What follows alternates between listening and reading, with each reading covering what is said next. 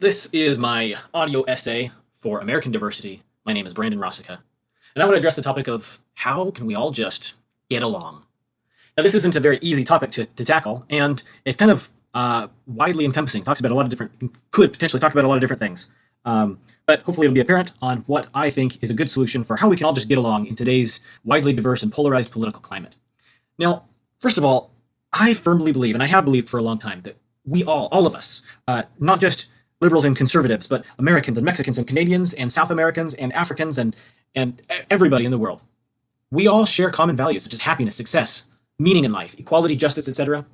And in fact, according to a Psychology Today article, Psychology Today is an online magazine. I think they have print magazines as well, but according to a Psychology Today article, everyone does want to be loved, wants to be valued, and wants to be happy. Jonathan Haidt, an American social psychologist and a professor of ethical leadership at New York University Stern School of Business, he and a few partner researchers came up with 5 moral categories that they say all people want. And this is pretty widely, they even say across species, but specifically talking about humans, right? But most people, and this is across not just the American political spectrum, but they surveyed lots of people across a very wide spectrum of people on different continents, different countries. They said most people fall into one of 2 categories regarding the importance that they place on these different categories. Now, the 5 moral categories that they came up with are care versus harm, fairness versus cheating, in-group loyalty versus betrayal. So when people within the same group, whether or not you feel a loyalty towards that group. Let's hear what Jonathan Haidt has to say about in-group loyalty himself. Foundation is in-group loyalty. You do find groups in the animal kingdom, you do find cooperative groups, but these groups are always either very small or they're all siblings. It's only among humans that you find very large groups of people who are able to cooperate, join together into groups, but in this case, groups that are united to fight other groups. This probably comes from our long history of tribal living, of tribal psychology. And this tribal psychology is so deeply pleasurable that even when we don't have tribes, we go ahead and make them because it's fun. Sports is to war as pornography is to sex. We get to exercise some ancient drives. So that idea of in-group loyalty and this tribal nature is very important actually to other parts of my discussion here about how can we all just get along. But for the purposes of analyzing what moral characteristics different people hold as more or less important than others, it's important to understand what that means. Okay, let's move on to the next one. Authority and respect versus subversion. So giving authority and respect towards those who deserve it, towards authority figures, presidents or monks or whatever it is. And then the last of the 5 moral categories is purity and sanctity versus degradation. Purity, he says, is not just about suppressing female sexuality, it's about any kind of ideology, any kind of idea that tells you that you can attain virtue by controlling what you do with your body, by controlling what you put into your body. Now, later on in their research, they did come up with one more, liberty versus oppression. Regarding the first 5, they found that political liberals and conservatives differ on how important these different categories are. People at both ends of the spectrum place quite a high importance on the care, fairness categories, the liberals slightly more than conservatives, but liberals, they found, don't really care nearly as much about the other 3 categories, loyalty, authority, and purity. On the other hand, conservatives care about all 5. Now here's Jonathan Haidt himself. I believe these are the 5 best candidates for what's written on the first draft of the Moral Mind. I think this is what we come with, at least a preparedness to learn all of these things. To think about cultural variation, let's try a different metaphor. If there really are 5 systems at work in the mind, 5 sources of intuitions and emotions, then we can think of the moral mind as being like one of those audio equalizers that has 5 channels where you can set it to a different setting on every channel.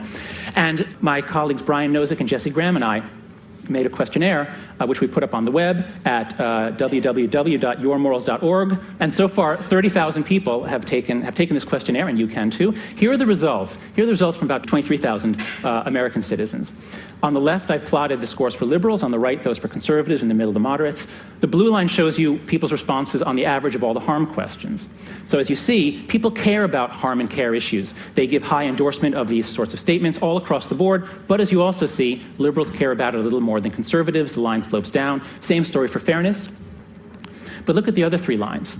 For liberals, the scores are very low. Liberals are basically saying, no, this is not morality. In-group authority, this stuff has nothing to do with morality. I reject it. But as people get more conservative, the values rise. We could say that liberals have a kind of a 2-channel or 2-foundation morality. Conservatives have more of a 5-foundation or 5-channel morality. Now, I know since you're just listening, you can't actually see the graph, although I have provided a copy of the graph in my submission of this, but just to describe it, imagine a graph where the x-axis shows political groups. So on the left, we have the left, liberals. In the middle, we have moderates, and on the right, we have conservatives. The y-axis shows a level of endorsement from 0 to 5. 5 meaning that though any individual who rated these things would have rated one of these categories as a 5, meaning yes, I endorse that. That is an attribute of morality that should be discussed when talking about morality in each of these 5 categories. And then he plotted lines going across the categories, liberals, moderates, and conservatives, relating to each of the 5 categories on an average of what people responded to. And by far, the line that appears the highest is the care harm category. That's the highest for all 3 categories, liberals, moderates, and conservatives, although it's slightly higher. I would say about a 3.8 for the liberals and maybe a 3.6 or 3.5 for conservatives, and somewhere between for the moderates. Same with fairness. It's a little bit higher on the liberal side, slopes down slightly for the conservative side. However, what he pointed out is that the authority, the in-group, and the purity categories are way down below a 2 for the liberals, but they're just as high as the other 2 for conservatives. They're still hovering around a 3 and a 3.5, and then again somewhere in between for moderates, showing that the care harm, and fairness categories are the only ones that liberals tend to view as being an important aspect of morality. Now, he doesn't mention that people may agree or disagree about what is fair, what constitutes fairness, but the fact that fairness is something that needs to be discussed in morality is something that we can all agree on. So why does this all matter? Well, as he pointed out, we are naturally tribal. This creates this difference of opinion about what creates morality, which is the foundation of our society. What is moral and what isn't considered moral. This creates completely different belief systems, even with our own nature and culture. And such differences in belief systems can threaten to disrupt the peace. Jordan Peterson is a clinical physician and psychology professor for the University of Toronto in Ontario, Canada, and he's written a book called 12 Rules for Life: An Antidote to Chaos. And within that book, which I'll be referencing a few times in my discussion here, one of the things he talks about was some of the horrors and atrocities that occurred during the mid-20th century regarding opposing ideologies. Here's Jordan Peterson. I was simultaneously tormented by the fact of the Cold War. It obsessed me. It gave me nightmares. It drove me into the desert, into the long night of the human soul. I could not understand how it had come to pass that the world's 2 great factions aimed mutual assured destruction at each other. Was one system just as arbitrary and corrupt as the other? Was it a mere matter of opinion? Were all value structures merely the clothing of power? Was everyone crazy? Just exactly what happened in the 20th century, anyway. How was it that so many tens of millions had to die, sacrificed to the new dogmas and ideologies? How was it that we discovered something worse, much worse, than the aristocracy and corrupt religious beliefs that communism and fascism sought so rationally to supplant? These are frightening things to think about. I mean, think about it. We really did, not too long ago in our history, have 2 great societies, 2 great countries, the United States of America and the Soviet Union, pointing mutually assured destruction, pointing hundreds of nuclear missiles at each other. It wouldn't have just destroyed our opponents. They would have literally destroyed the world. How is it that we could do that simply because of a difference of opinion about the way things should be? Now, for most of our nation's history, us as Americans have mostly shared a common belief system, that of liberty. The last time in American history that our belief systems clashed so violently was the Civil War. And that was the bloodiest battle that America has ever seen. Now, I certainly don't think that we're coming to a civil war, but sometimes it feels that way. We're so polarized in America. And I think a lot of it has to do with ideologies. Norman Doidge is a psychiatrist and psychoanalyst for the Royal College of Physicians and Surgeons of Canada. Very highly respected. He wrote the foreword to Jordan Peterson's book, 12 Rules for Life. And this is one thing that he said in that foreword. He said, ideologues create a movement around a belief system with gross oversimplifications about how to make the world a better place. Ideologies are dangerous because of the oversimplification of the inherent complexity that is life. And when they rise to power, they often use the resources of the state to preach and enforce their ideology. Now, this is actually happening here in the United States of America. There are ideologies in America that are essentially radicals on both sides of the political spectrum, and the wide polarization that's been going on for the last, well, it seems like to me for 10 to 20 years, but it's probably been going on for much longer than that. We have the alt-right ideology. Here's a couple of actual quotes from alt-right white supremacists. Quote, immigration is a kind of proxy war, and maybe a last stand for white Americans who are undergoing a painful recognition that unless dramatic action is taken, their grandchildren will live in a country that is alien and hostile. And another quote, stay in your own nations, we don't want you here, close quote. This is kind of the core of the alt-right ideology, a gross oversimplification of the inherent complexity of life. But the alt-right isn't the only one with their gross oversimplifications. No, there's a leftist ideology as well. Now, when I use the term leftist, I'm not referring to liberal. To me, there's a difference between leftism and liberalism. To me, a liberal, I don't want to use the word ideology here, but to me, the liberal philosophy is one that I can shake hands with. I myself am conservative, but I can shake hands with somebody with a liberal philosophy. We can agree and we can work together to find solutions.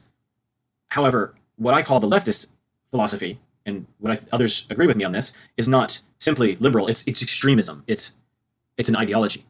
And I think one of the key components of the leftist ideology is that of equity, of equality of outcome. And, both sides of the political spectrum, the left and the right, we both believe in equality.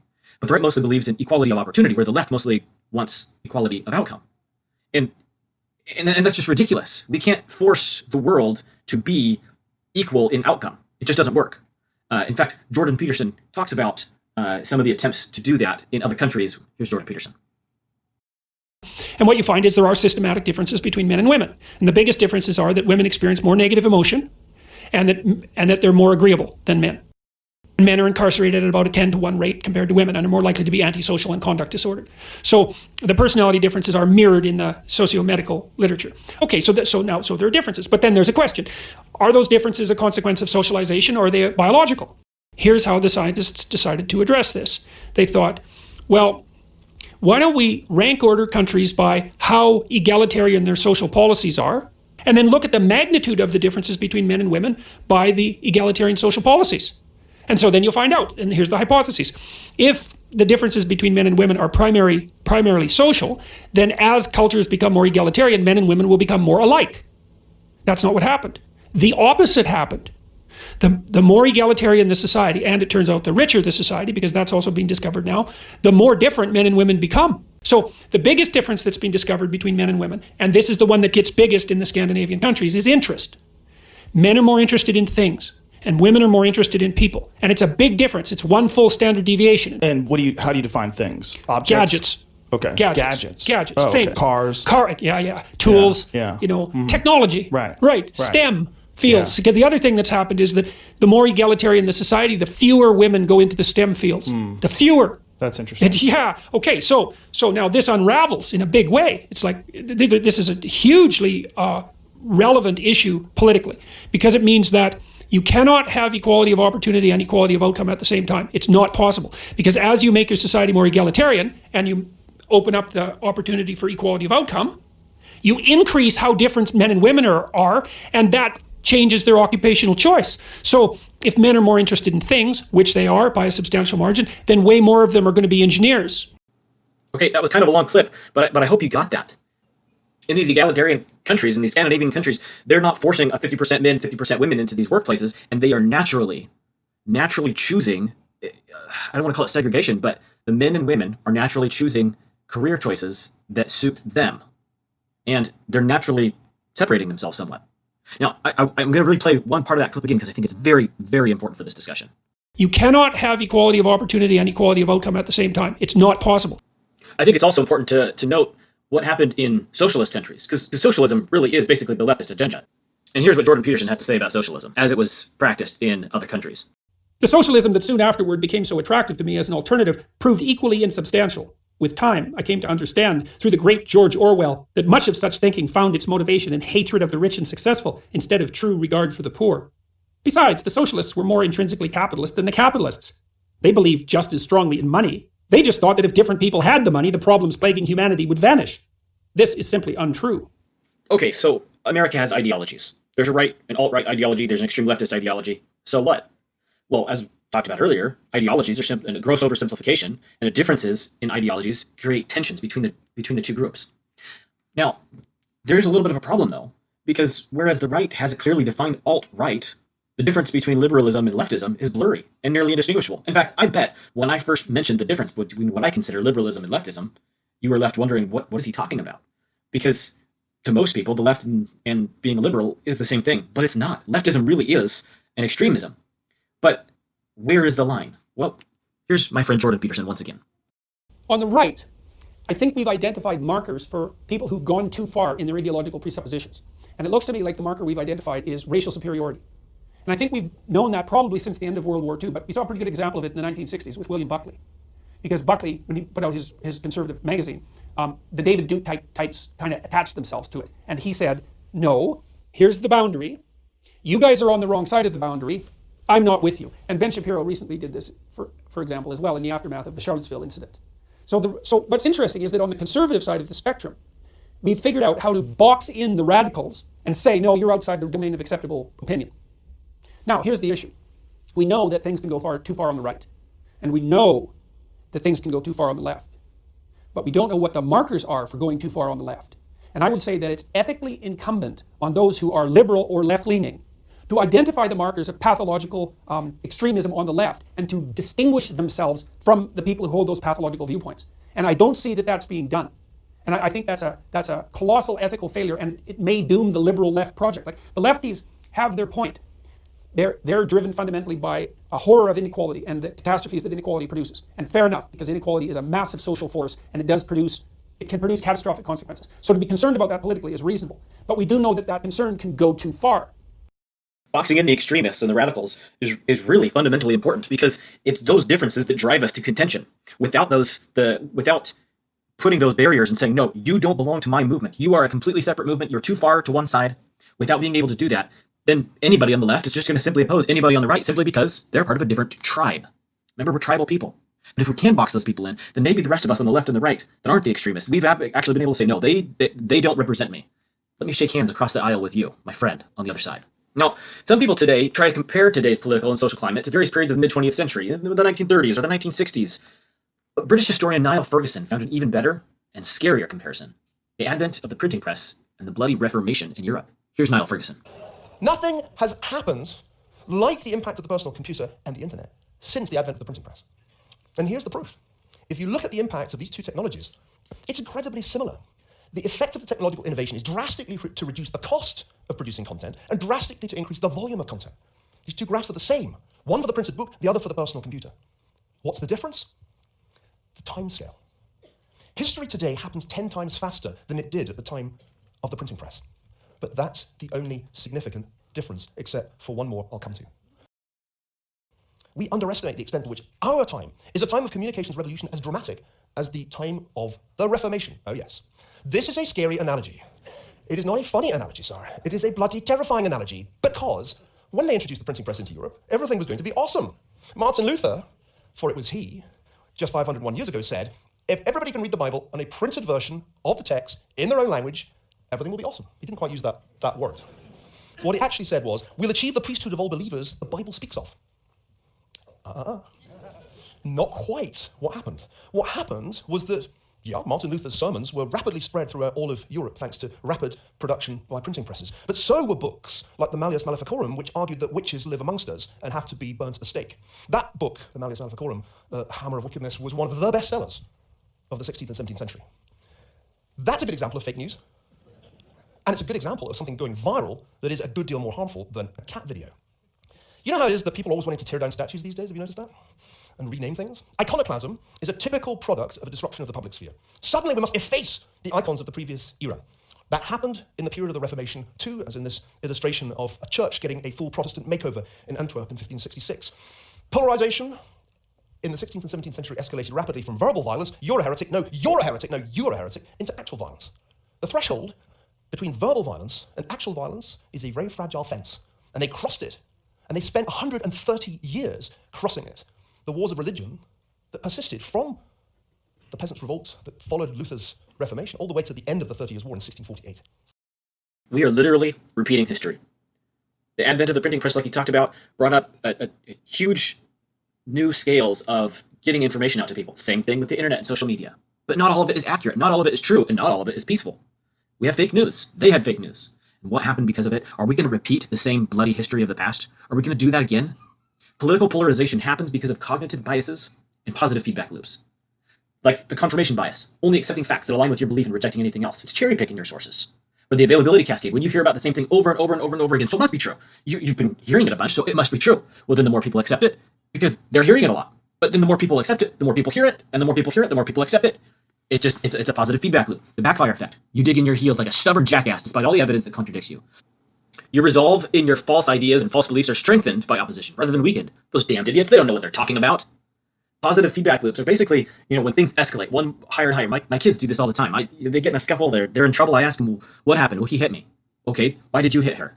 Well, she hit me first. Okay, why did you hit? Well, because he was mean to me. And it just keeps escalating. And we're doing this in society today too. And anonymity and social media just makes it worse. It just exacerbates the problem. If you don't have that personal confrontation, you're far more likely to get vindictive and mean on social media. Then political debates online and with other people, using these cognitive biases, then create another very harmful bias, an us against them mentality. Remember, we're naturally tribal, so we feed on this. We need to have an us versus them mentality. Or do we? We feel like we need it, we thrive on it, we build on it, but it is so harmful to think us against them, left against right, white against black, straight against gay. It's not good to have an us against them mentality because you just compound those very same biases that I just talked about. So, what do we do about it? What are we going to do? How can we all just get along? You have to start by fixing yourself before you can try to fix society. After all, the collective is just the aggregate of the individual. So if the individual is not fixed, how can you fix society? Jesus said, "Thou hypocrite, first cast out the beam out of thine own eye, and then thou shalt clearly see to cast the mote out of thy brother's eye." He also said, "Blessed are the peacemakers." Now, you may not believe in the Bible, I don't care, but these are still good creeds to live by. You can't start by pointing fingers at society. You have to start with yourself. And one way to start is to see yourself as the bad guy. Think about that for a second. See yourself as the bad guy. In our own personal narrative, we are all the protagonists. We are the good guy. We're the hero, and everybody else is either a side character or the antagonist. But that can't be true of everybody. Somebody has to be the bad guy. What if you are? Look within yourself. Dig deep. Even if you aren't the bad guy, imagine you could be. Jordan Peterson talks about this too, about seeing your own malevolence, seeing your own capacity for evil. Here's Jordan Peterson.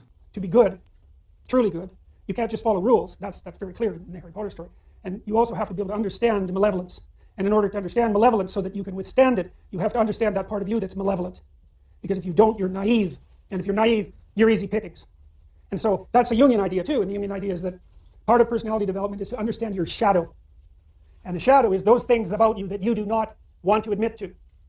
And you can learn about your shadow by reading history. You know, you can read about Auschwitz. You can read about the concentration camps in Russia.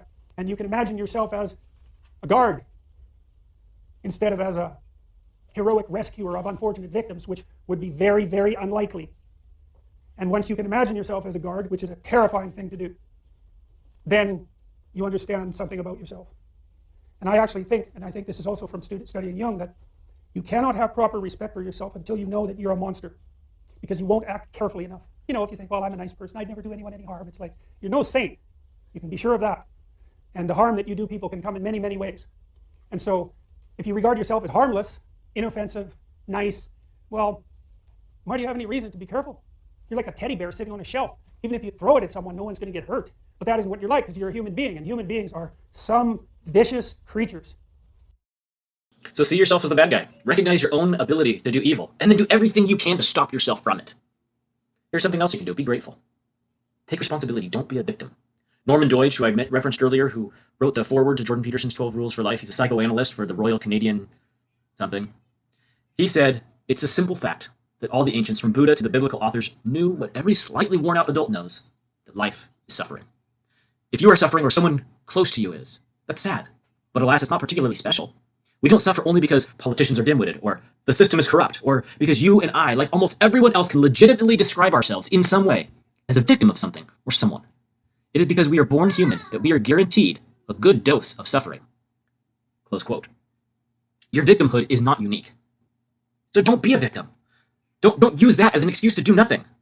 You know, take responsibility for your life. Kurzgesagt is a popular science channel on YouTube, and they talk about gratitude as being an antidote to dissatisfaction. Let's hear what they have to say. Everybody is familiar with the feeling that things are not as they should be, that you're not successful enough, your relationship's not satisfying enough, that you don't have the things you crave. A chronic dissatisfaction that makes you look outwards with envy and inwards with disappointment. Pop culture, advertising, and social media make this worse by reminding you that aiming for anything less than your dream job is failure. You need to have great experiences constantly, be conventionally attractive, have a lot of friends, and find your soulmate, and that others have all of these things and are truly happy. In this video, we want to talk about one of the strongest predictors of how happy people are, how easily they make friends, and how good they are at dealing with hardship. An antidote to dissatisfaction, so to speak. Gratitude.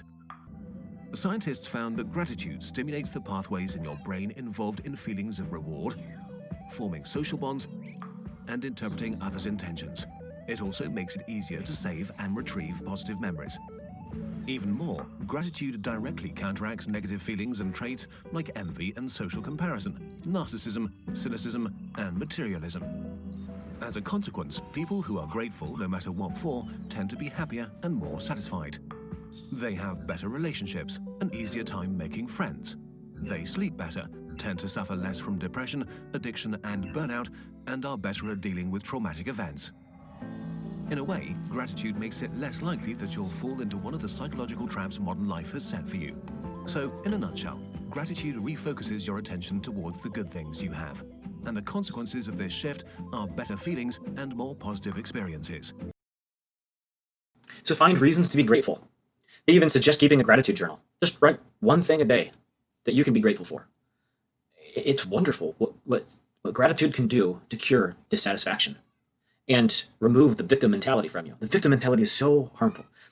Dennis Prager, founder of the Prager University, which isn't a real university, it's not a real school, but one that is dedicated to teaching good values and good principles of morality, of meaning, and of freedom. Dennis Prager discusses the dangers of dissatisfaction and the victim mentality. Here's what he has to say. Ingratitude always leads to or comes from victimhood. Ungrateful people, by definition, think of themselves as victims. And perceiving oneself as a victim or perceiving oneself as a member of a victim group may be the single biggest reason people hurt other people, from hurtful comments to mass murder. People who think of themselves as victims tend to believe that because they've been hurt by others, they can hurt others. We've seen this in the media lately. People rioting and hurting other people because they, even though it hasn't even been personal, they feel like they as a class have been victimized for so long. And maybe they have. I'm not going to dispute that, at least not here. But seeing yourself as a victim makes people believe that they can treat others with superiority, that they can create victims in somebody else. And it's just not true. You just can't do that. It's dividing our country. Another suggestion, be meek. When I say meek, when I say be meek, what do you think about? What comes to mind? Meekness usually equates to weakness. We usually think that those two mean the same thing in our language. Humble, submissive. But the original Greek and Hebrew roots to the words meek and meekness used in the King James Version of the Bible indicate meekness doesn't quite mean those things, at least not fully. Though meekness does refer to humility, it refers to humility in strength. It's an active and deliberate acceptance of circumstances, even if they're undesirable. But it isn't a passive and reluctant submission to fate. Jordan Peterson has studied this a little bit, and here's what he has to say about what meekness is. Meek does not mean meek. That's wrong. Here's what it means. Those who have weapons and know how to use them, but still keep them sheathed, will inherit the earth. Jesus, that's a lot different, man. It's a lot better, right? Because the way it's normally interpreted is, if you're so weak that you're harmless, then things will go well for you. It's like, no, that's not right. That can't be right. It doesn't fit with the narrative. It certainly doesn't fit with this narrative.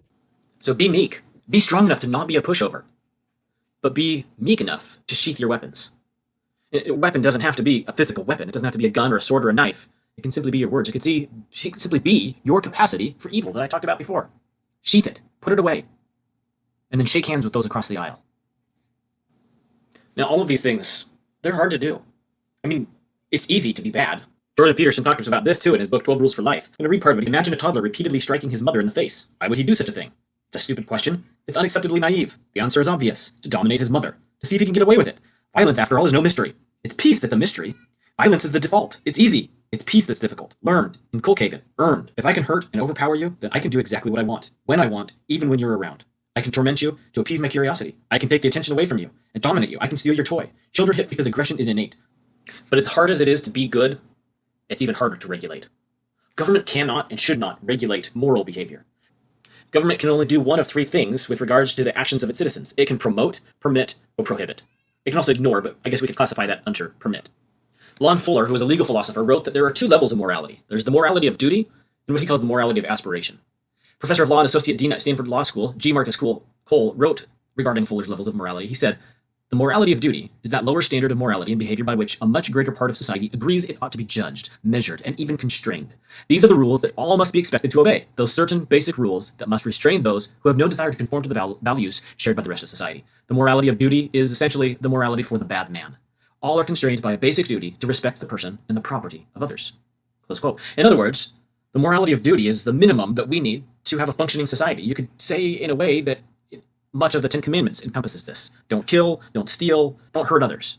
Now, contrast that with the morality of aspiration, which Cole says is the conception of moral principles to which humans ought to aspire. It's the good life of virtue. It's the higher standard of morality to which both churches and individuals hope to conform, and which people hope to impart to their children. Close quote. It's what we should strive to be.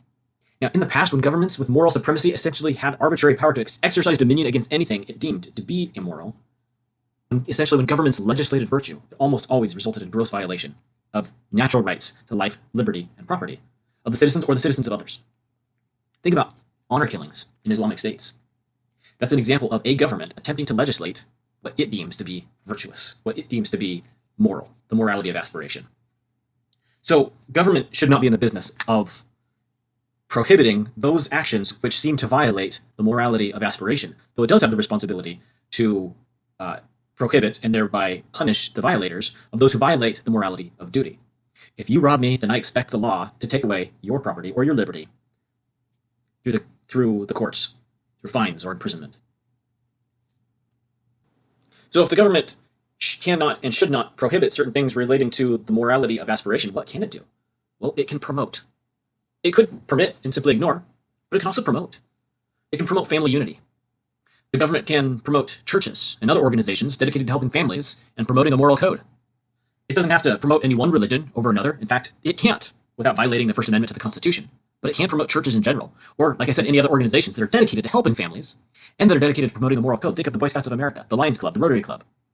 These have some sort of moral code. So the government is not enforcing a morality of aspiration, but they are promoting various organizations that again, aren't enforcing, but are at least promoting some sort of a moral code. Now remember, people are naturally tribal. We are all naturally tribal. We draw lines in the sand for good or for bad, and competition isn't necessarily a bad thing. In fact, our tribal nature was an evolutionary advantage. Competition breeds innovation. Because of capitalism and competition in the marketplace, you're listening to my voice. You have a smartphone. You probably have a big screen TV. Competition can be good, but it can also breed resentment.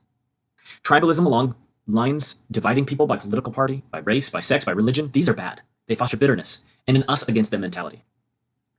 But tribalism that crosses these lines, for example, Little League, sports, these can be good.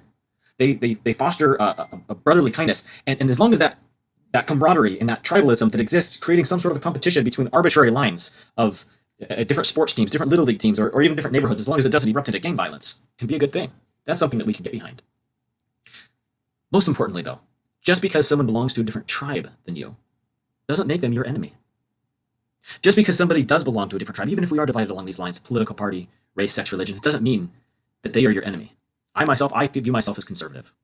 But it doesn't mean that if you view yourself as liberal are my enemy. We should, as I've said before, reach across the aisle and shake hands. We should find ways to make peace and to work together. I'm going to defer to Jordan Peterson one more time. He encourages people not to fight to win, but to be peacemakers. And remember, those in the other tribe are just like you. Here's Jordan Peterson. Maintain self-control and don't aim to win. Aim at peace. Because winning, that's not peace. It's better to aim for peace. You know, I've got this talk coming up on November 11th. I'm quite worried about it because I know there's going to be protesters there, and I want to make a video telling everyone that comes to that meeting to watch their bloody step and stay out of the gutter.